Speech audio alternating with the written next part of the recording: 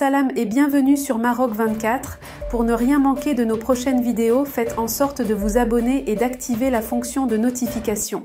Aujourd'hui, ce lundi 12 février 2024, on va décortiquer les propos de Madame Obine, ambassadrice des États-Unis à Alger, qui a secoué les fondements du régime vacillant des caporaux. Lors d'un entretien avec des médias locaux, Elisabeth Moore Obine a déclaré que malgré l'accord entre l'Algérie et les États-Unis sur la nécessité de résoudre le dossier du Sahara marocain, leurs perspectives quant à la réalisation de cet objectif sont diamétralement opposées. Restez avec nous pour plus de détails dans cette revue de presse tirée du site d'information Média 24. L'ambassadrice des États-Unis à Alger, Elisabeth Moore Obine, a accordé une interview conjointe aux médias algériens El Watan et El Kabar. Les affirmations de la responsable américaine semblent toutefois déplaire aux médias du pays voisin.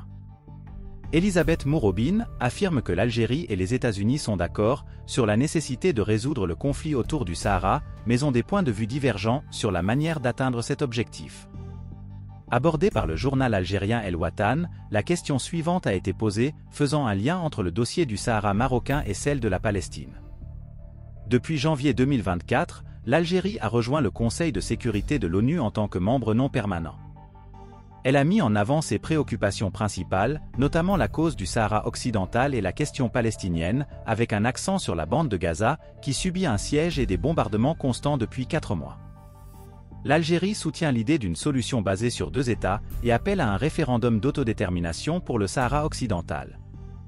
Quelle stratégie les États-Unis peuvent-ils adopter pour collaborer avec l'Algérie afin de trouver des solutions durables à ces 2 conflits?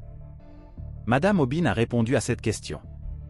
Comme vous l'avez souligné, ces sujets sont d'une grande importance pour l'Algérie et sa politique internationale, a-t-elle répliqué, ajoutant que cette problématique devrait être gérée et résolue sous l'égide des Nations Unies et grâce à l'intervention de l'envoyé personnel du secrétaire général de l'ONU. Au sujet du Sahara marocain, Obine a souligné, l'Algérie et les États-Unis conviennent que l'envoyé spécial de l'ONU devrait avoir l'espace et l'opportunité de travailler pour une solution politique au Sahara. Ce conflit a assez duré, 47 ans, c'est long.